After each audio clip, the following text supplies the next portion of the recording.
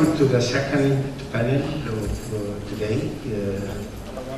This is about sustainable development, and as I was watching the first day and the first panel of today, I must say that we have plenty of resources, but we lack management and leadership. And also I do believe that any development in any sector, we just need the partnership and the dialogue between the stakeholders. Are we doing that well, or we need some reforms? Talking about sustainable communities or affordable houses or informal sector in housing, especially when we talk about the ideas of going out. If you remember the time of Ganzouri, where we have the Egypt for the 21st century, it was stated, and I think I still do believe in that statement, that it is a necessity and not a choice to move out of the crowded delta and the crowded Nile Valley to the vast desert area that we have and unexploited by resources as well as by potential up till today. Not in the tourism area, not in the industrial area, and not in the housing area. So today we are hoping to listen to some new ideas, new hopes for affordable houses, and not only as a house, but as a green building or a green community. And I think we have on the panel great combination, and I would just like to start by saying we have people on the ecology side, people on the architecture side, and people on the financing side. And we need the three together to really solve this permanent problem of finding sustainable living, if we can just summarize it in the way that we like to have. When I was introduced by Ashraf, he said, a professor of physics at the American University in Cairo. And this is true. My career is always in physics. But in 1974, I entered in the field of non-governmental organizations, and I was promoting sustainable energy, community development, and this is what led to sustainable communities at the end. Sustainable communities, sustainable cities, green economics, and so on.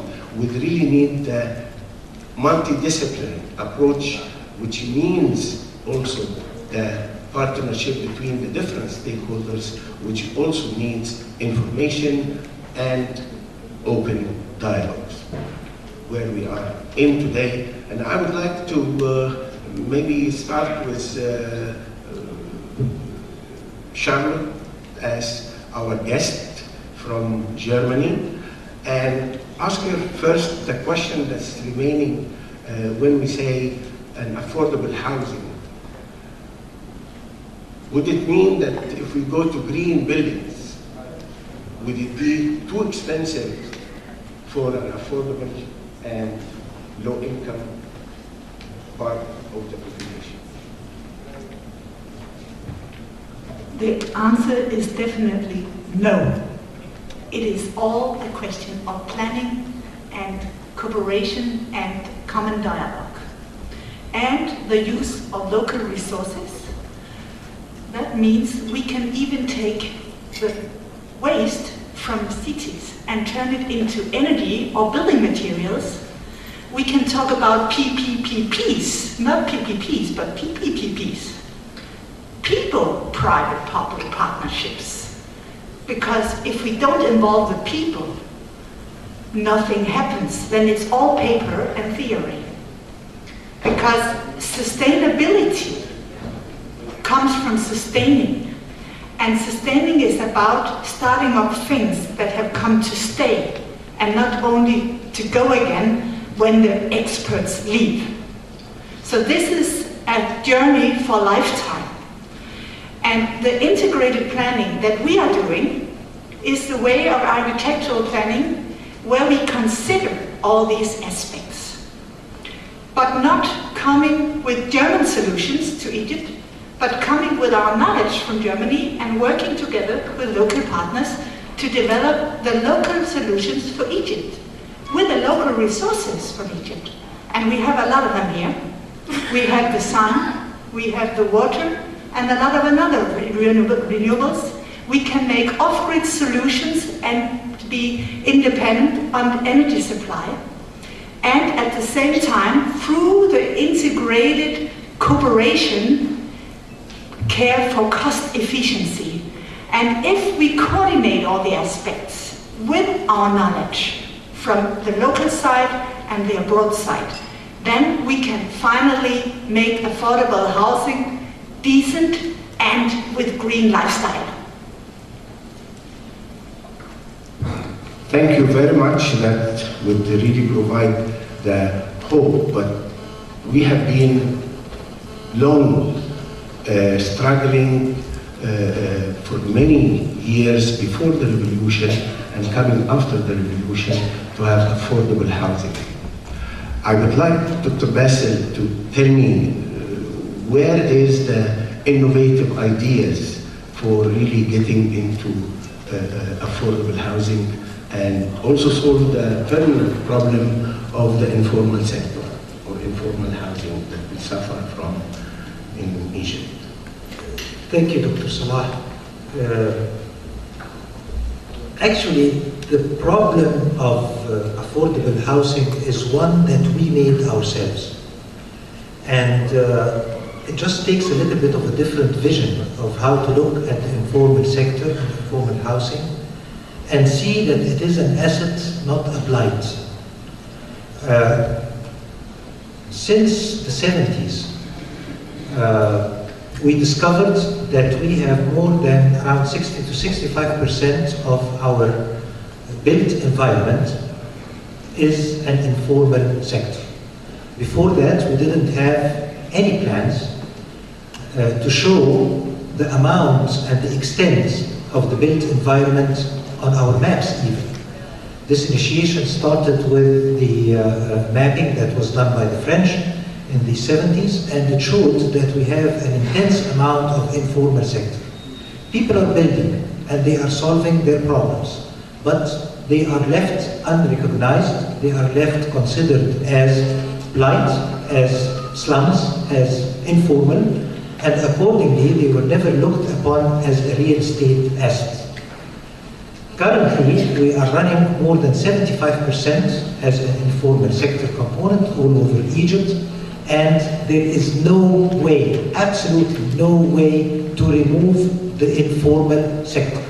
The idea that we as a government can just tear down those people that are building on agricultural land, that are on building on areas without the authorities giving them the licensing, will continue, and there is no way to put it back, or else there will be an extreme revolt, and it will be a very dangerous revolt.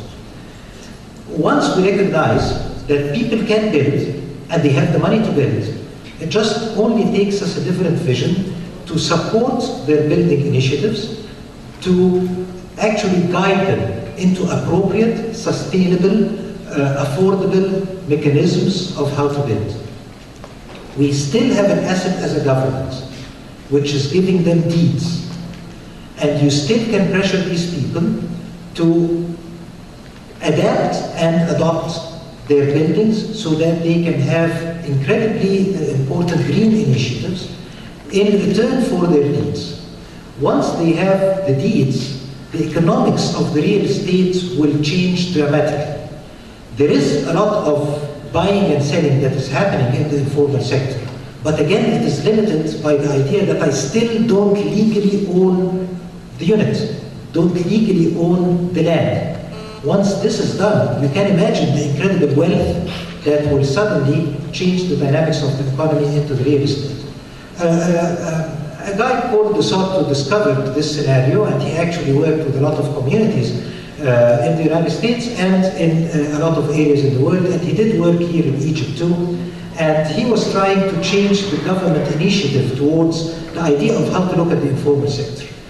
From the informal sector, we have around possibly 10 to 15% that are slums and shanty town. This is a very low portion in consideration to what we have.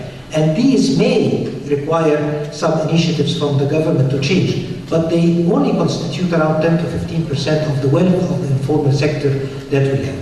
We are facing two problems: the issue of the agricultural land, and will that continue on agricultural land or not, and the issue of the infrastructure, which is of course a major problem on how to kind of sustain these communities, because you are left working with only self-sustainable issues within the community components.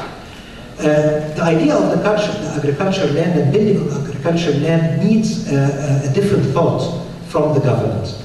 How you can build incentives so that you can sway people from building on agricultural land, giving them opportunities elsewhere to build in areas where you can provide some basic infrastructure components, and then the people will continue to build. The other scenario that, yes, there are infiltrations and there are areas that are now to be filled within the agricultural land component.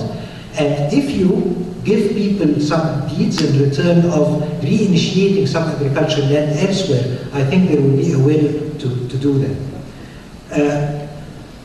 I think we need a policy that would change the dynamics of how we look at the informal sector. And this policy will need to be initiated from realistic measures. We need to look at the assets that we have. We need to go in and calculate how much can we afford, how much can we build to kind of replace the 10 to 15%, and then at the same time, what are the ways that we can encourage people in return for their deeds of legality of the land and of the units that they are inhabiting, how much they can move into the sustainable measures, move into the green economy, and move into initiatives that would work within their communities. Thank you. Thank you very much.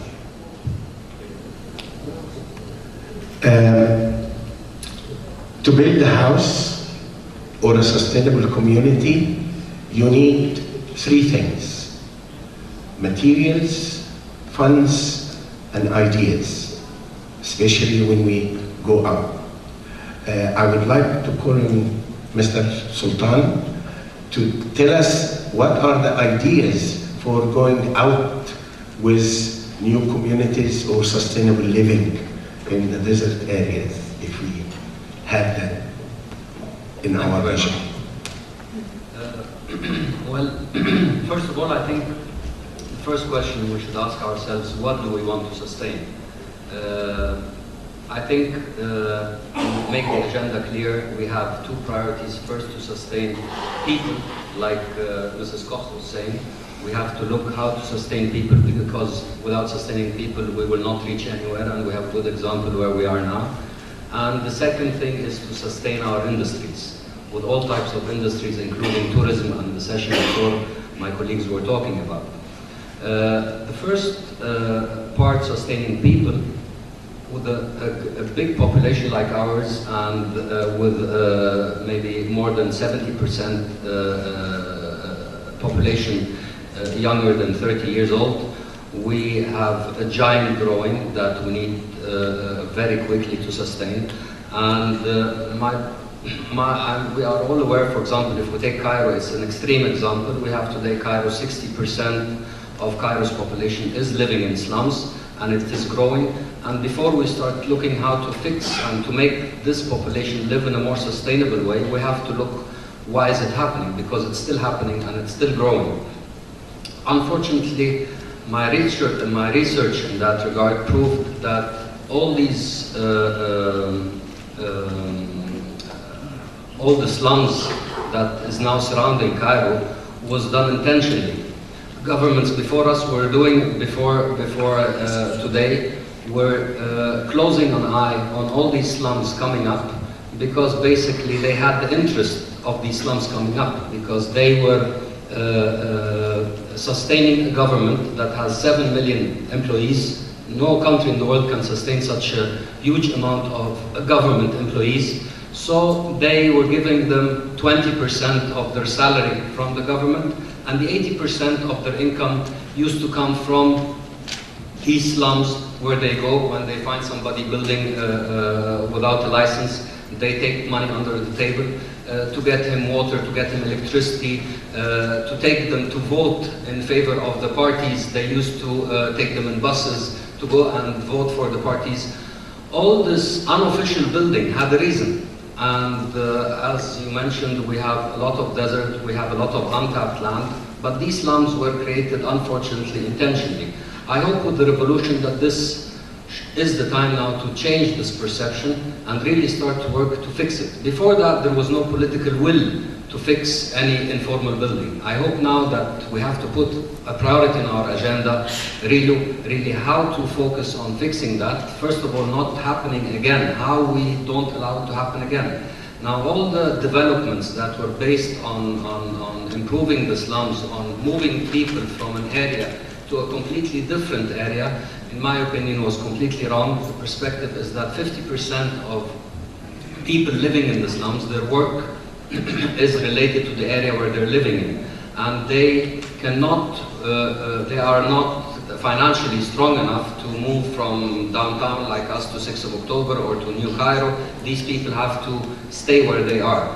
So the vision that we were discussing with several colleagues is that we have to take the slum piece by piece. It's like a puzzle, and start to fixing it partially, piece by piece, from moving people from an area, fixing part of the slum. You took like a slice and you move them to the next slice, and so on. And this is, in my opinion, the only way to fix the current situation of the slums. But this is, of course, is a long-term vision, and it could be done with minimum input and finance from the government, because every portion you are going to develop, you are going to sell half that portion as a prime area to investors that has a completely different price from the price it has today as a slum.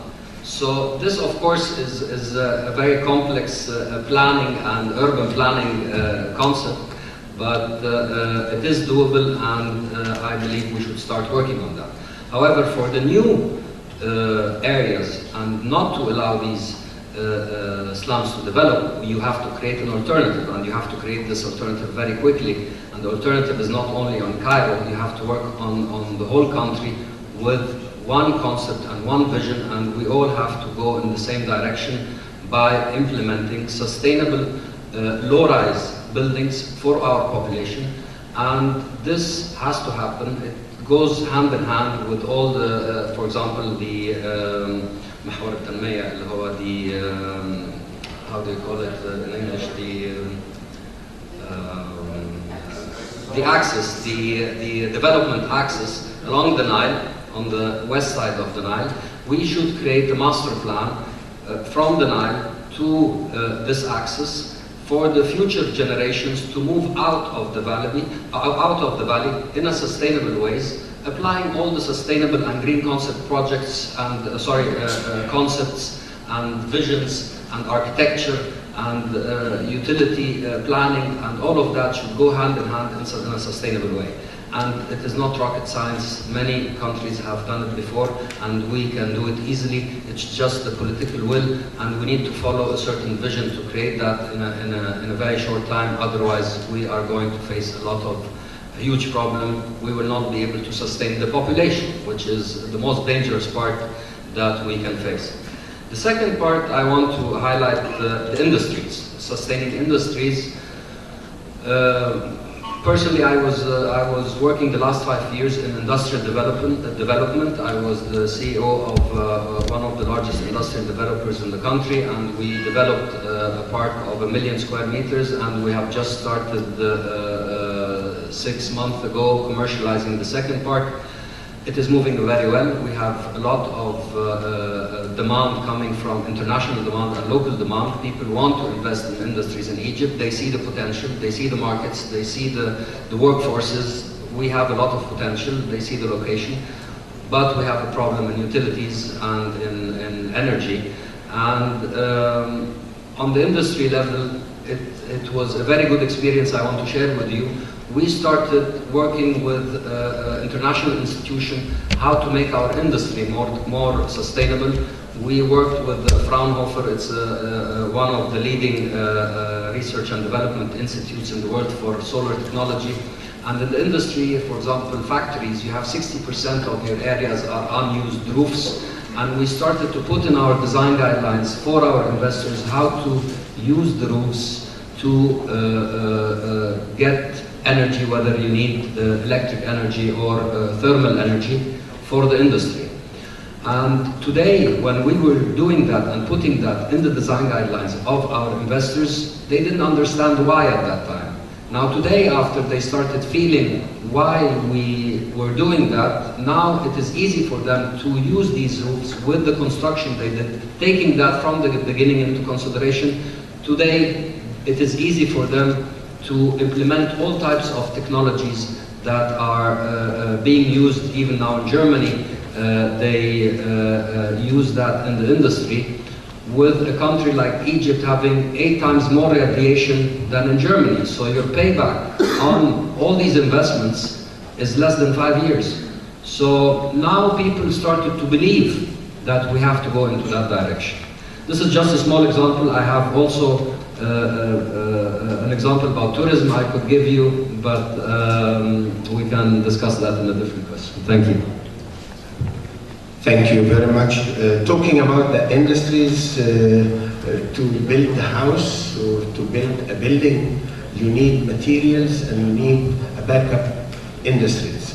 I will call Mr. Samir to tell us what do you see the future for affordable housing with the increase in prices for materials and for steel and for wood and so on. Yes, good morning. Actually, I come from the industry, one of the backbone industries of the construction sector in general, which is steel making. We still have in Egypt around 90% of our construction industry is based on reinforced concrete using reinforcing bars. By the way, I will beg to differ about the cost or the effect of the cost of raw materials in construction, because actually the main component, which is rebar, happens to be a product that the unit price is quite steep. I mean, the cost per ton is around the area of £5,000 today. However, the steel as a component in a reinforced concrete structure does not represent more than 7 to 8%. So the total cost as a component is not a major. However, without getting into too technical details, the industry is the backbone to any development that is very much needed in any emerging economy. Construction happens to create jobs for around 80 to 90 supporting activities. Going back to the main issue of this panel, I would like to second my colleague's Bassel's approach that in reality we need to look at the problem of housing in a matter-of-fact manner. The fact is, yes, there is a majority of informal building happening in Egypt that is creating a major problem, because that does not help any sort of planning in any way. It does create a major burden on all infrastructure and let's say utility requirements of these areas, and not only does it affect the existing networks, but it also creates a problem on supplying those networks. The way the problem has been tackled historically up to now is basically we're firefighting. I mean, we're just waiting for an issue to explode, and then you come and patch and try to fix up things. In my opinion, I think we need to address the issue a little bit more in depth. Having stated that the majority of the, let's say, building activity happening has been totally focused on informal building, which is a true statement, we need to ask ourselves the simple question: why is there informal building? And this would again lead us to the issue of, okay, there are certain issues, there are problems in issuing licenses, etc. But in reality, we have to look at the people element of it. Why do people resort to informal building? This is driven by two basic concepts, in my opinion. One being, obviously, the economic condition of Egyptians by large, which is, and again, there is a bit of a cultural aspect to it. Being economically unable, families and small communities tend to cluster together in order to share the economic day-to-day expenses. And so there is a cultural trend towards people wanting to live close by their families and their immediate families and their larger families. This is very much the case if you look at, by and large, the Delta and the rural part of Egypt. And the other part which creates the problem of slums comes again from an economically driven factor, which is people who are moving from the countryside into the cities where they are seeking job opportunities. Because up till now, jobs are only available in the major cities. And people try to, jam into and try to push themselves into that part of the society in order to find a job and find a daily job. Because none of them do have sustainable or stable jobs. And this is where they have created the slums.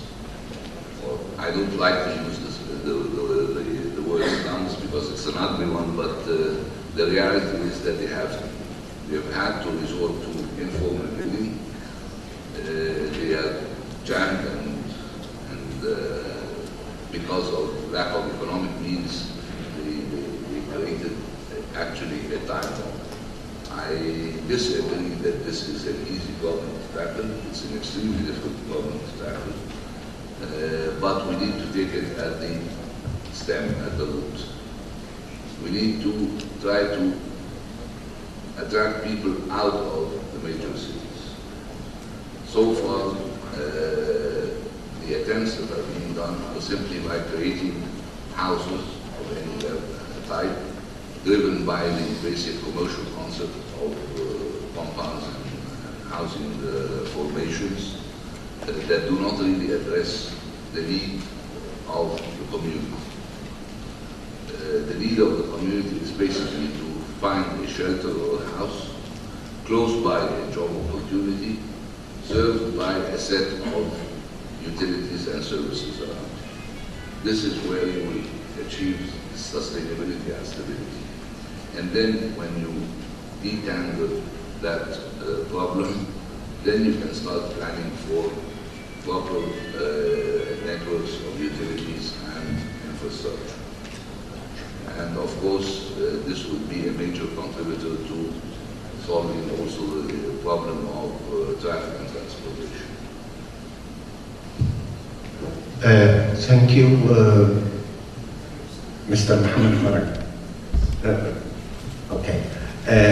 I would like to come back to the question, would it be possible to make the dream true for access to affordable, sustainable living in Egypt? yes, I think that there is a huge potential in terms of allocating sustainable and relatively reasonably priced units in Egypt. We have 94% of our land is still desert. And we have a lot of companies that would be very interested, private companies that would be very interested to go in and do the contracting for the infrastructure, have rights to run it for 10 to 25 years, and then hand it over to the government like everywhere else in the world.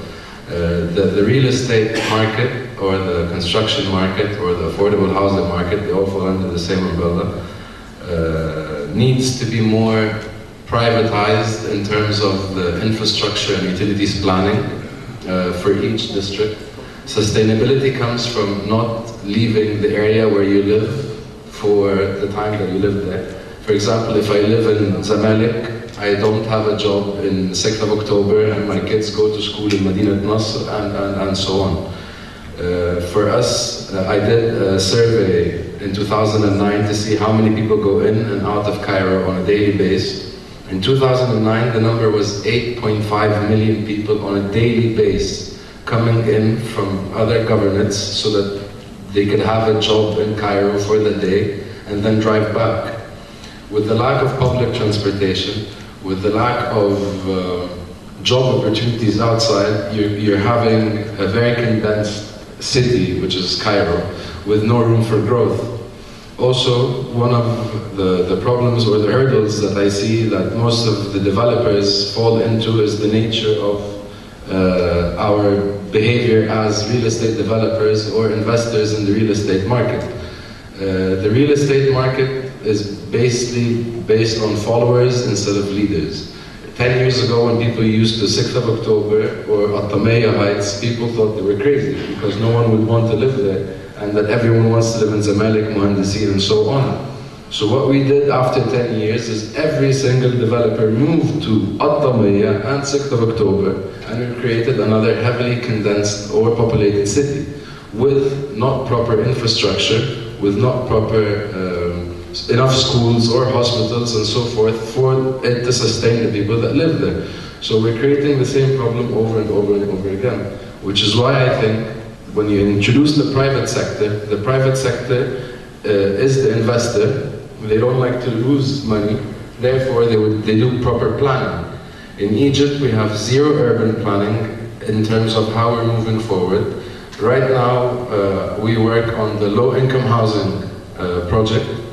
I honestly believe that this has been one of the most properly planned projects in Egypt. However, the outcome or the processing of the people has been difficult because, again, we fall back to the culture.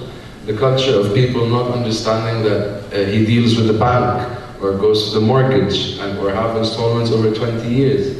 You have to change the mentality of the people and how they want to live. I completely agree with Dr. Salah when he says that people want to live next to their, I mean not Dr. Salah, with Mr. Samir, that people want to live near their relatives, near their close relatives, their distant relatives. They all like to live in the same building.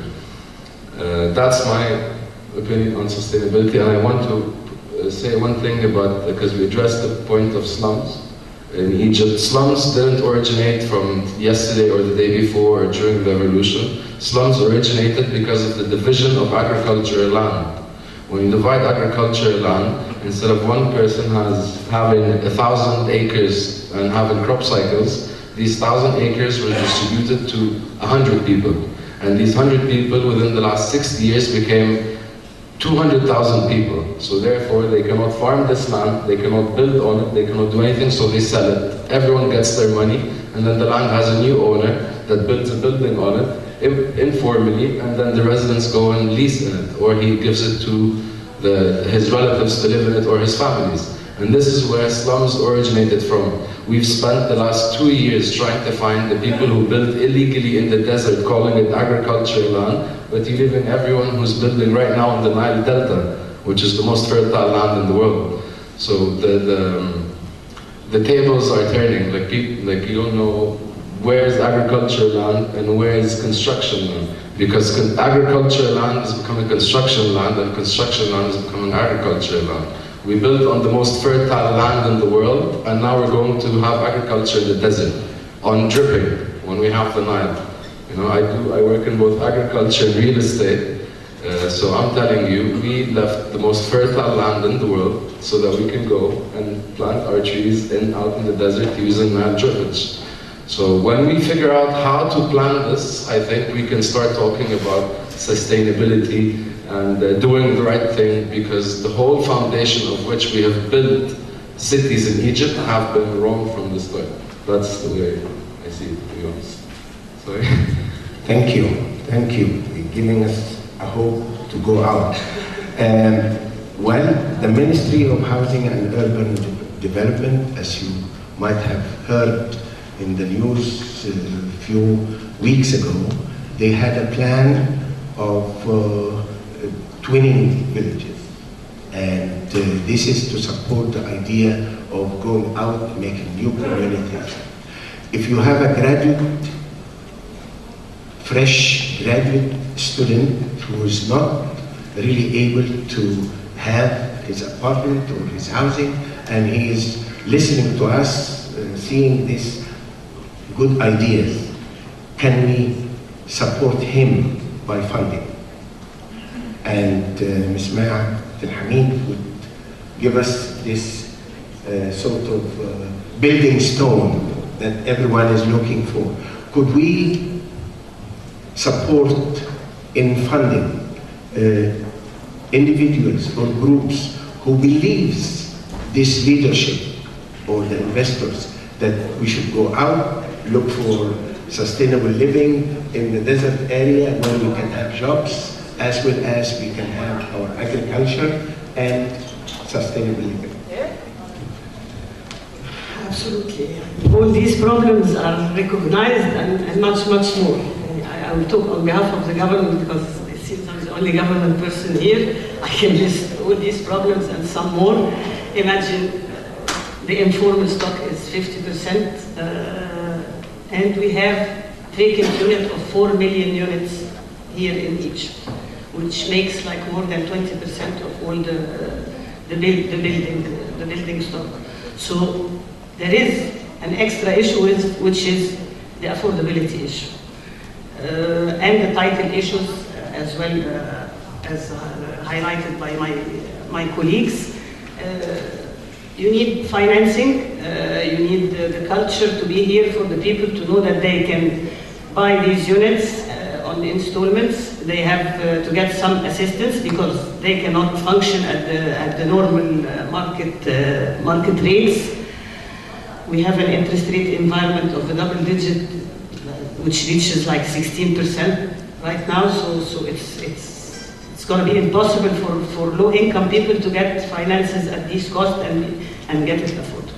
So the government recognizes that, and we started already an initiative through the fund I'm chairing, and I hope this will continue as a policy direction going forward in all the new schemes, that the people will get subsidy from the government that they will not return. This is a one-time subsidy for lifetime. They get it. It subsidizes their advance payment to get the apartment, and they get subsidy partly for their monthly installment until they have decent income enough to service a loan.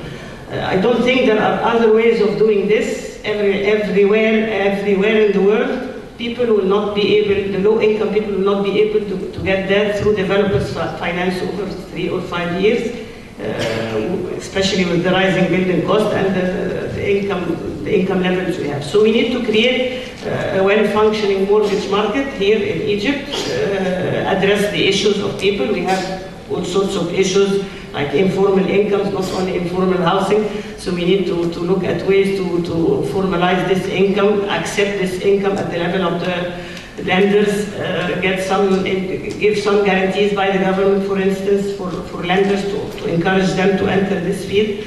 But from the experience, we started this. We have like 60,000 mortgages done for low-income people by now.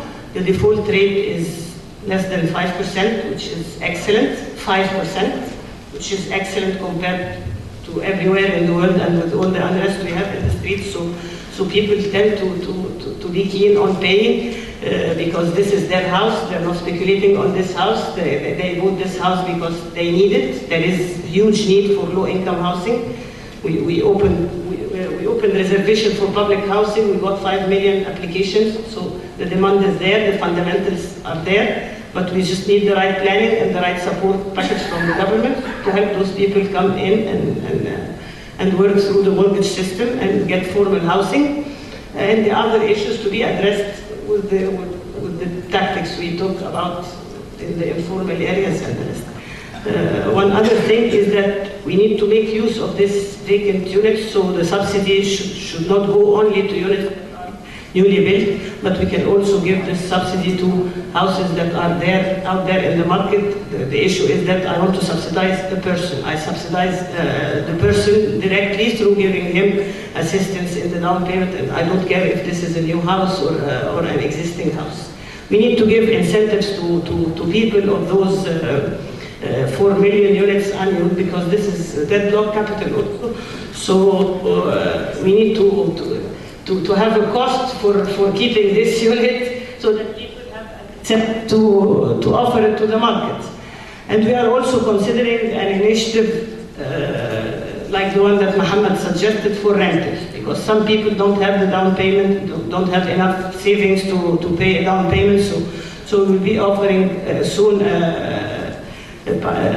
we'll offer a pilot project in Burj Al Arab for rental, and we will be providing assistance for people who will run for a certain number of years, and then the units come back to the government. This will be offered in partnership with the private sector. Thank you. We highlighted the problems, we highlighted the needs, but we need some hopes. Either in the tunnel, we have some projects that we can say there is a hope, we are in the process, even in a pilot phase. I would like to ask everyone, including the people on the table, so could we have the microphone here? And I would like, here we have Charlotte and Ahmed, we would like also to show that there is a hope. I do remember myself that we had a meeting, not as luxury meeting like this one, but I had a meeting in a village in Sharqiyya in 1992. And the meeting was to discuss the problems of agriculture and land, and housing, and so on. And in the meeting, we found that the solution is really to make a sustainable community in the desert. That was a challenge.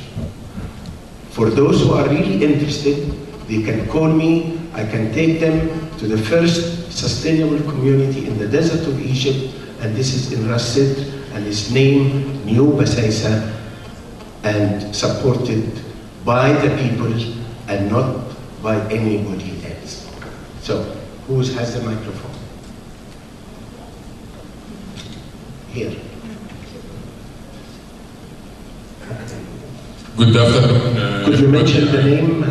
Yes, I'm Ahmed Farhat, working as a business development manager in ProTech. My question to Mr. Mohammed Farag. Nowadays, we can see all the developers downsizing, and the state of recession and difficulties is going big and big. We need to, building on Dr. Salah, we need to look to the future and be much more optimistic. And I can touch in your speech, we have a potential. We have a good potential in Egypt. Simply, when are we expecting to recover from this recession in the new urban locations, and how long would it take to get back to the time like 1995 and this. Not 1995, 1995. 2000. 2000. Yes, 2000 and yeah, before the revolution. Yes. I think basically the real estate market right now is not going through a recession at all. I don't think it's a recession, it's more of a scare. People, you have, to add on to what Mrs. Mai has said, the default rate of the low-income housing project, even for me as a developer, is 3%. And this is to date. As opposed to when you look at the big projects, like in 6th of October, something like Algeria and stuff, not necessarily, I'm saying the project that we have very similar to that, default rate right now is 35 to 40%. So the person who's buying a house for himself because he is in dire need for a house will not default. But the boom that we have had from 2002 and up, this boom was based on investment in real estate. Because what happened from 1995 or 1997 to 2002, that recession, people didn't believe that there would be a comeback for the real estate market. And only a few people held on to their properties during that recession. And when that recession was over, there was a boom and people made very, very good returns on their properties. And that's why now I'm telling you, it's not a recession. People are just investing more carefully. Real estate is used as an investment tool, not as a living tool in Egypt. Very few people, if you look at projects that have been finished and delivered, right now I have a big problem with owners. They don't want to get delivered the units. They're saying that, thank you, you've built it, I will pay my installments, but I don't want to take it now. Why? Because I don't need it, I already have a house. But on the other hand, the person in the low income bracket or the middle income bracket, the day you're done is the day he's going to start moving into his house because he has no other option. So right now this is not a recession, it's more of a cautious investment phase, basically. But people still have houses. Sodiq is a traded company, so we also saw that Sodiq has made very good sales in 2012, 1.8 billion worth of sales in 2012, and that's not a recession. You know, yes, I know that they target a niche market, but there is still an appetite for this as an investment because people see a lot of potential for them to make a lot of returns over their cash when things pick up. That's as a hedge also against the foreign currency depreciation. Exactly. So people look at the real estate as the safe haven to invest and save in. Because it doesn't have any maintenance cost. For you, you have a building or a villa, it doesn't eat, drink, or nobody's going to rob a villa and go, and it doesn't have an expiry date. You know, so, to make the session more effective, please use the paper to write questions, because we decided with the organizers that if the time is not enough for the discussion, we would be communicating with you by email. That would be more effective. But let us take a few questions because we have limited time also, and then we have the response from the panel before we end the session. Please.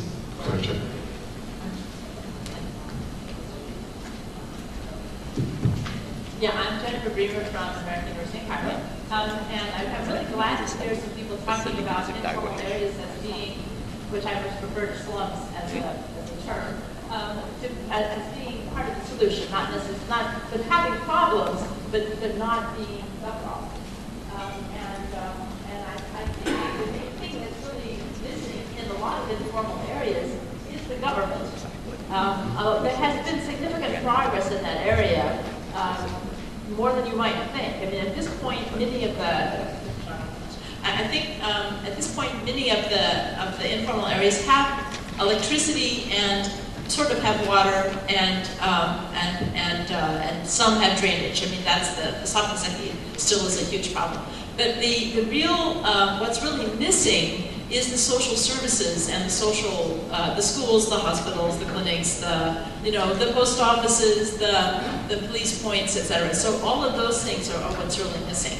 And this is bizarrely, there's a policy problem that the government won't put facilities, these are presence facilities that require staff to be there to deliver the service, unlike a road which just kind of sits there, that they won't go in because they don't own land, because they can't own land, because it's illegal to own land. It's either military land or it's agricultural land, so they don't provide the services. Although they can when they want to, and after Maria Timbaba, they did. They went in and provided schools in Imbaba.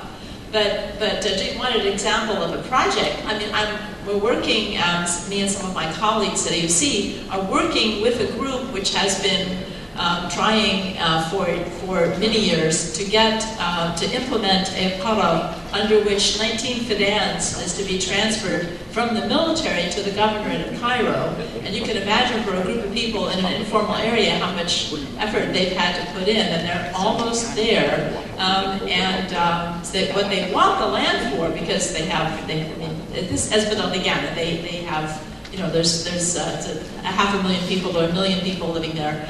But they don't have even one preparatory school or one secondary school. So they've gotten this land and they want to build this. They want to build schools and hospitals and services there. So this is what's really needed, is to put the services in there and get these kinds of things to happen. And this is a policy problem, and it's probably a planning problem also, but it's a financial problem as well.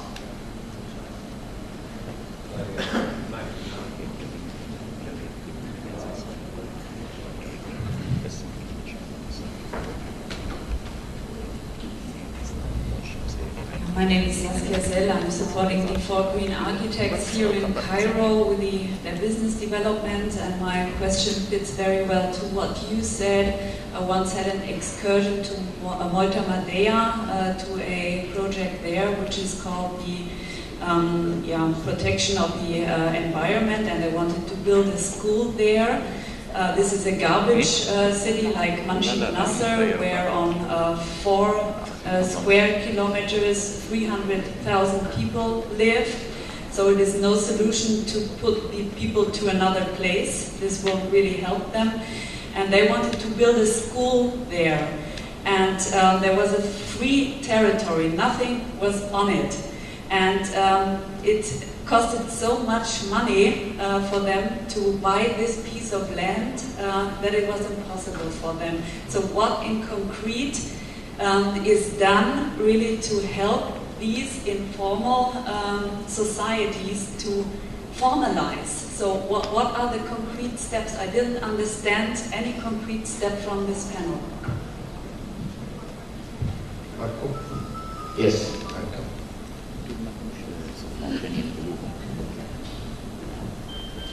Marco Frigido from Bitcoin. I don't mean to offend anyone with this, but we are a dirty community. We are talking about sustainable community, and we go out of here, we are the dirtiest country that you can find in this world. This is not sustainable, first of all. Second of all, we need laws. A sustainable community is also an efficient community. Our houses are not efficient at all.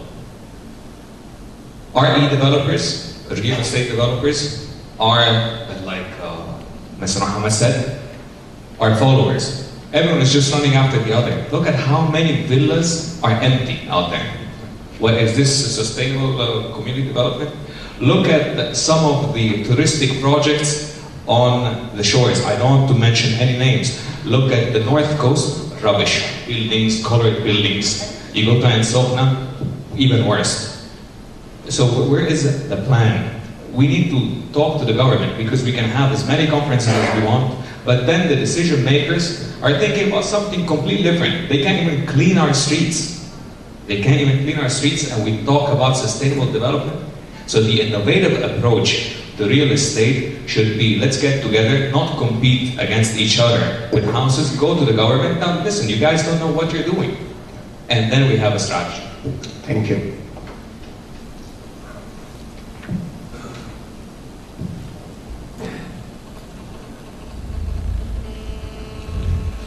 My name is Afifi. Are we doing the right thing? Yes, please. Or doing things right?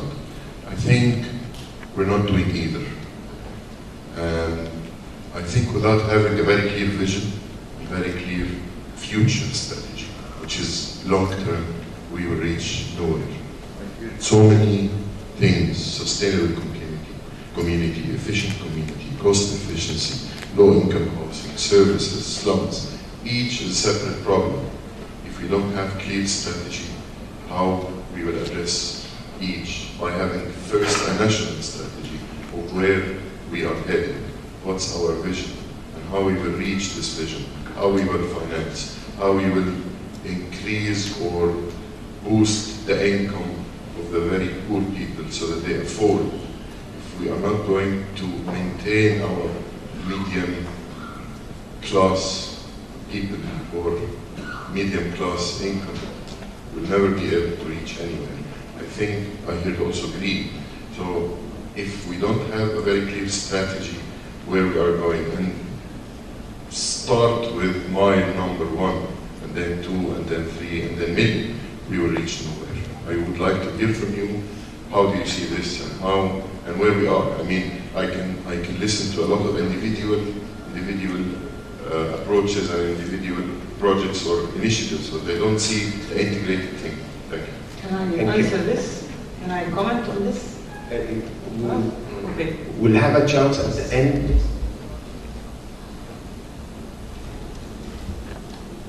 For each of the panelists to respond. I liked this, what sounded a bit of a pessimistic comment from this gentleman, and I wanted to tell Mr. Battuti this morning, if he was a Minister of Tourism and tried to go to Venice Wave to see the monuments there, I would like the Minister to go in his jeans, not in his entourage, and see how we can get to Venice Wave, if he can ever get there.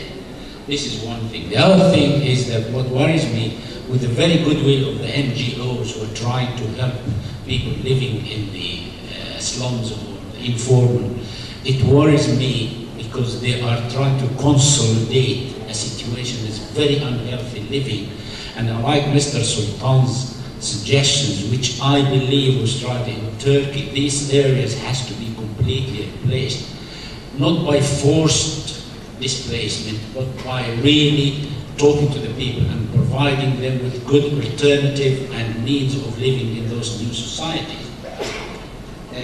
The mortgage approach needs a stable economy and secure jobs, and unless you provide that, I don't think the mortgage culture will spread easily in Egypt.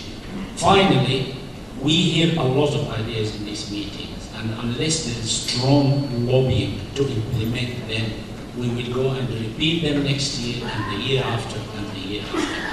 Let us hope we can form lobbying groups, because every panel has a representative of the government of some sort.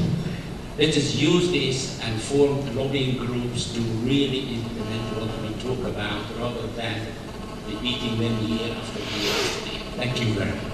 Thank you very much. I would like to encourage everybody to use the card, because we don't really have enough time. Please use the cards. We'll communicate with you by the email. I would like to give 2 minutes to each of the panelists to respond to that. Could we start? Yes, actually I think we're all here coming up with all kinds of interesting approaches. However, we're missing the basic point.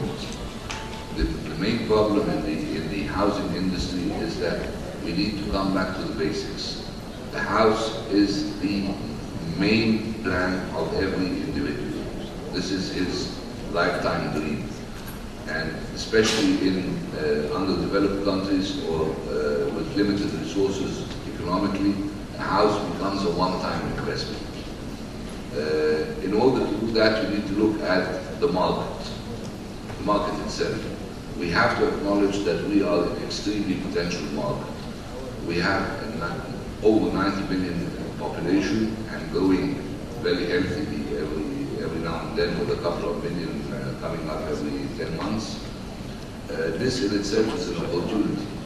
The sector needs to address this opportunity in a realistic manner, not in an opportunistic way. The developers currently are just being opportunistic. They're addressing the villas, the empty villas, I don't know what, resorts, things that do not really cater to the broad market that exists in Egypt and that has an extremely high potential. Mortgage, etc., and all these things do not fit in. People do not have the economic means to do that. They need to be, first of all, to have somebody who is providing a house that makes sense to the income bracket that people come from, the mass of the people come from, which means basically no down payments are affordable to any of the new graduates or middle class younger generation, which is a major percentage of the population. So the concept itself of asking for a down payment, whether it's being financed or not financed, this is in reality just talk. You need to set up a project, and it is extremely doable economically. It's very feasible to build a proper house, given that it is built to scale to the requirements of the young people. You don't need to start your life in a 200 square meter apartment. You don't need the extravagances that everybody is just looking for or talking about. You need functional, usable, and cost-efficient houses that can attract people. If you do that in the proper location, you don't need to go to areas where the purchase price of a square meter of land there is 60 or 80,000 pounds, because then it won't make sense to build on. You need to go to the proper location, build the proper style of house, and then you will be able to offer it efficiently to the market, and the project becomes feasible to everyone.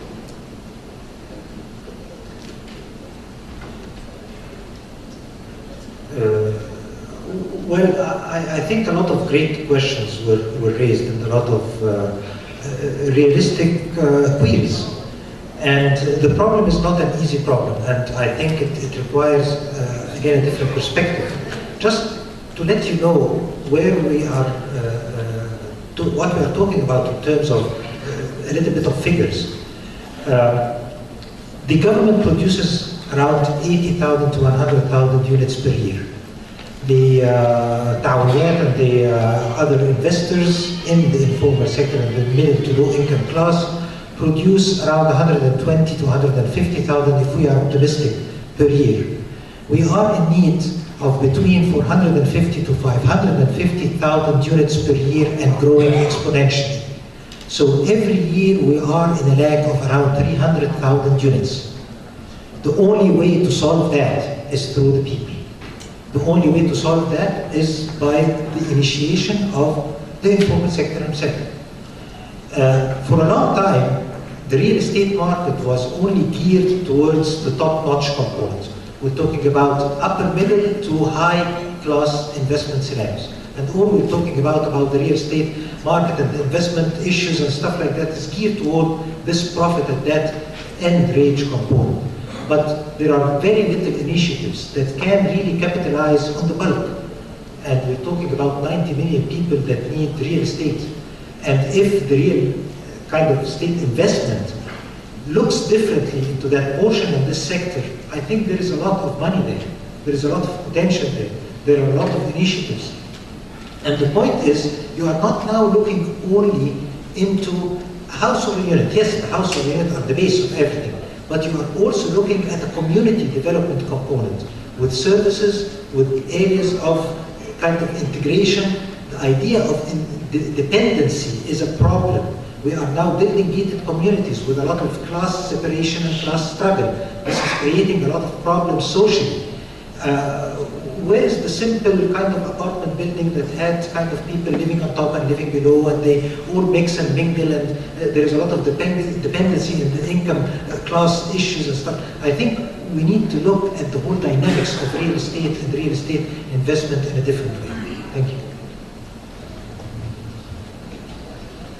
I want to say that regarding an integrated vision, I think this is what you were saying is the most important thing we need to have, and so that we can all follow that vision.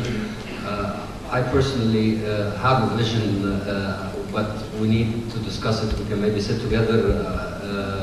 This is what I've been thinking about my whole life, how to make an integrated vision, how to develop Egypt from the not only residential but commercial and the hospitality side in all aspects. And I believe, and many maybe other developers have a vision, but the problem is that till today, to implement any vision, we are not able. We are not able because till today, we don't have the will and the mechanism to get the right people in the right place. And until that is not happening, we will be running in circles, and we will only be able to develop confined areas without looking to the country as a whole. And this is, I hope,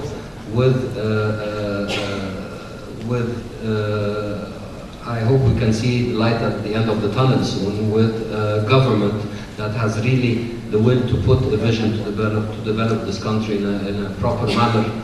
And like the gentleman was saying, yes, the country is dirty and we have many other problems, but at the time when we cannot do much, everybody should look into himself and make himself sustainable, make himself clean, before looking to others and trying to create, how do you say, a bad surrounding. We should never lose hope, and I hope sometime soon we will reach there. And I believe that today we are, the first time in history, we are citizens, regardless of the situation. Maybe we are citizens now without money, with our clothes teared down, but we are citizens for the first time in our history. So I hope that the light will come soon. Thank you. Sorry, Doctor. Look at how much water we're wasting just sitting around here. Please take your bottles with you when you leave. Really, it adds a lot. Because just opening and taking just a sip and then leaving the bottle, that's part of a behavior attitude. And it's a whole bunch of things that I think we can, small initiatives will. And it's healthy at the same time. So I come from the green building. And why is it important? We have to focus on the big picture. And at least 40% of the CO2 emission in the world come from buildings and construction. So we have a big challenge, but a big chance too. We need a holistic, integrated planning approach involving the private sector, because without money and activity and involvement, nothing will happen. What I wanted to say already in the tourism panel was we need to look overall at the case and develop a green marketing strategy, green city and regional marketing strategy, because green has become sexy. And who doesn't want to be sexy or live in a sexy area?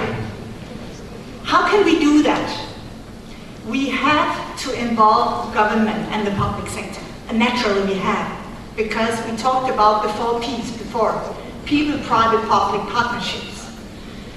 And that means that we have to combine risk and disaster management with sustainable regional infrastructure development, which again means that we need to create jobs at the same place where we want the people to live, because that's with the egg and the hen that we heard a lot of time. It needs to go together. One chance for that is industrial development, creating jobs for precast elements for housing and construction. That can be sustainable construction. We already built big bank buildings with precast elements, and in concrete even, but only 20 centimeter thick. That means we used less cement and concrete than normally. And it's a green building with energy efficiency, using renewable energy. It's all possible today. We just have to act and not only talk. We have to walk the talk. So my statement is, ecology and economy by no means contradict each other. Focus on the big picture. Especially in economically changing times, you can save resources already today and at the same time bolster the economic strength for tomorrow. That is our chance and our challenge here in Egypt. So therefore, we come from carbon neutral green building with renewable energies, independent energy supply, combining all the aspects and still making them rentable and considering the TCO, total cost of ownership for an investor, but also considering the tenant or the owner of the building. So come to me and let's talk about how we can develop sustainable green projects with energy and cost efficiency for Egypt, a sustainable Egypt. That's where we came from. The pyramids were green, natural light, natural materials. You already did it. We just have to look back to future. And projects that we can pick up are kindergartens, schools, hospitals, public buildings, offices, and green hotels. We built a supermarket, a future supermarket, the generation of the German Big River Group. It's carbon neutral, saving 435 tons of CO2 emission through sustainable construction, and its rollout now, all future supermarkets of the River Group will be of that kind. And River is buying products in Egypt. Thank you.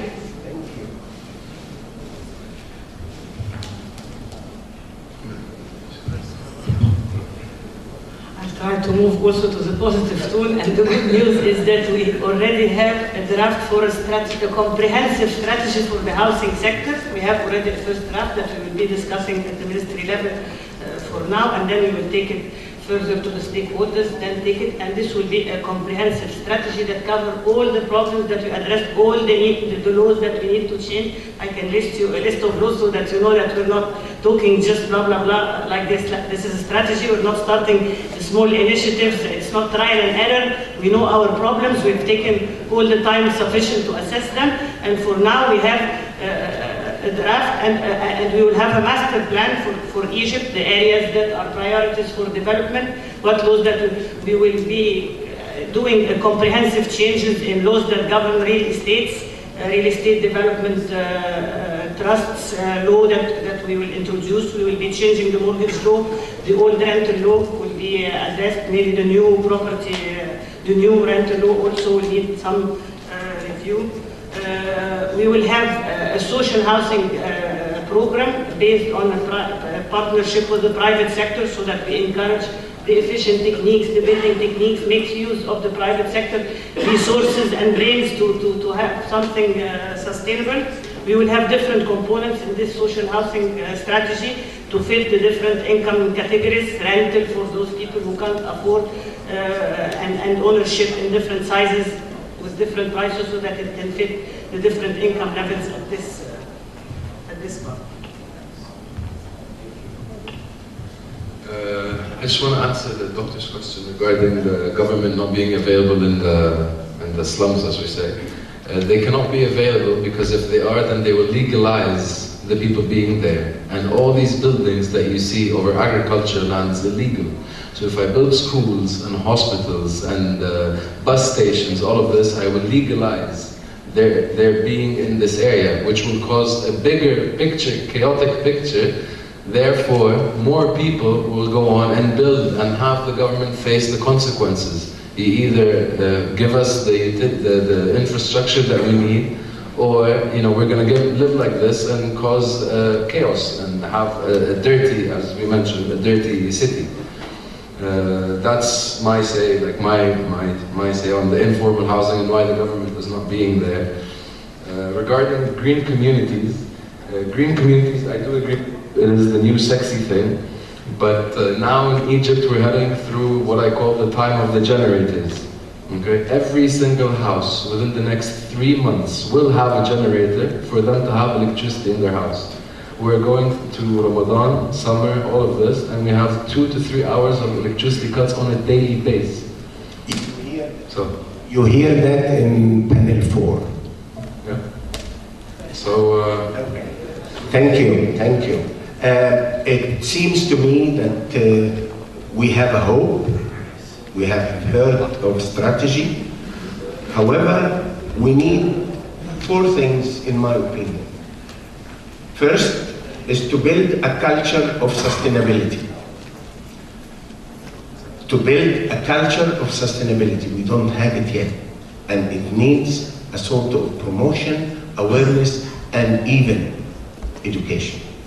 And the second, I think we need, as was mentioned, an integrated vision.